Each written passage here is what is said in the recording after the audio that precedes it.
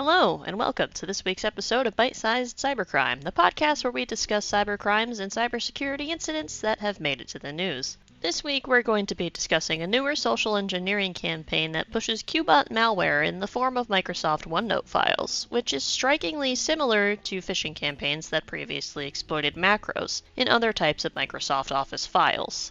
We'll get into what all of that means pretty soon, but first of all, I'd like to say I have a complicated relationship with OneNote. As an informal, collaborative notes app, it works fine, but I find a lot of the movements clunky, especially when you're trying to drag a text box, and the drawing feature is also not very smooth. And one time it deleted all my college homework, and no matter how much Googling I did, it was completely unrecoverable, and I had to restart the 25 pages of assignments. Before you send me a message asking if I tried X thing, the answer is yes, I did try that. And also, I definitely do not need those notes anymore, even if I could recover them. I promise I'm not still mad about this. A lot of people do enjoy OneNote for its ability to share and organize notes, and I've come around to tolerate it more recently, as I've used it to create and share a lot of documentation. However, it has become a new vector for phishing in a similar way that macros had been before it. For a bit of background, in July of 2022, Microsoft blocked macros by default to prevent the spread of malware through Office documents. But what is a macro? A macro is a piece of code embedded in a document that can run tasks automatically, and, well, it can be easily exploited to run malware on your device if you download a shady document from an email and open it up in Word. A lot of famous email worms have been spread using the power of macros.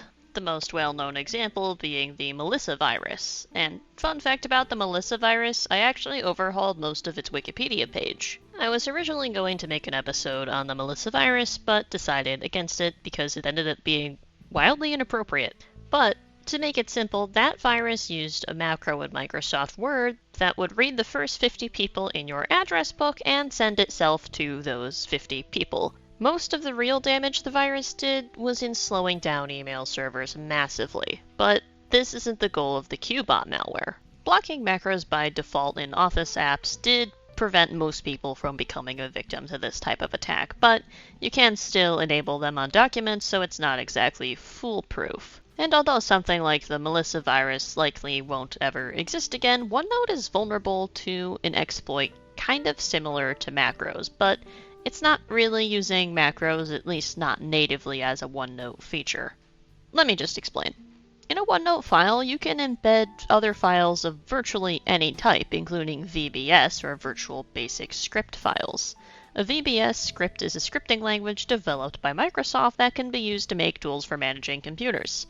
But, like any other scripting tool, they can also be used for harm if created to do so. Unlike in the case of the Melissa virus we just discussed, the scripts embedded in OneNote files aren't going to automatically run when you open it, but people can be tricked into running them. The method used in this campaign is making a fake button that says double-click to view file over a blurred image of the file you allegedly need to open. However, instead of opening said file, it runs a script. And in this case, that script downloads malware onto your device. Now, this does generate a warning about the risks of running unknown attachments, but users may and often do ignore this warning. QBot's operators began experimenting with this tactic of malware delivery since January 1st of 2023 and use an HTML application that downloads malware onto your device and can execute it. To get a bit more technical, a legitimate application called curl.exe is used to download a DLL file which contains the malware. A DLL file is also a type of legitimate file that exists on your computer. It stands for Dynamic Link Library, and it holds code and procedures for Windows programs. They're made to carry out specific functions of an application you have. In this specific case, though, that application is malware. The payload, or the actual malicious part of the malware, the part that causes the attack itself, injects itself into @broker.exe, which is a normally benign process called Windows Assistive Technology Manager utility, in order to hide itself from detection by Windows. If you're interested in reading a more technical write-up and analysis on the malware, I've included that in the first 2 links of my sources pastebin paste. Those links also include information on signs to look for if you feel as though you may have been infected. But what exactly is the QBot malware? What specifically is being run on your machine if you become a victim to this campaign? It's actually a rather old malware. It's a banking Trojan that was first found in 2007, but despite its age, it can still be quite dangerous, as it's evolved over the years to evade defenses that have been developed against it. A Trojan is malware that is installed on your machine that you believe to be legitimate software, and this one targets banking information like credentials for bank accounts.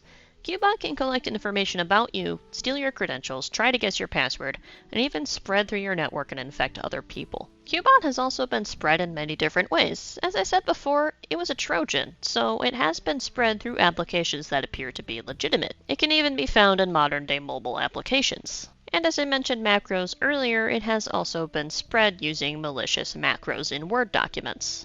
So, yes, trying to view an obscured image in a OneNote file could lead to your bank information being stolen, or someone else is on your network. So how can you prevent this malware? If you've listened to me talk about phishing before, I'll sound like a broken record.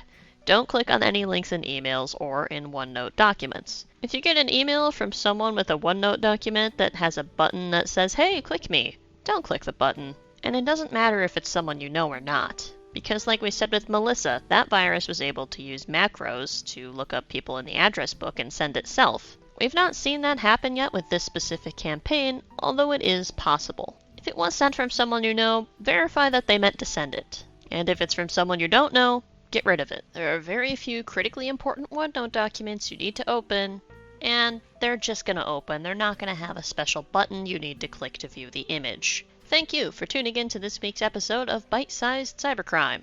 And another thanks to Sophos, Blippy Computers, ZDNet, and CISA.gov for information regarding the QBot malware, as well as this specific campaign. My name is Chloe Tonis, and until next time, don't click on weird buttons in OneNote files, and stay secure.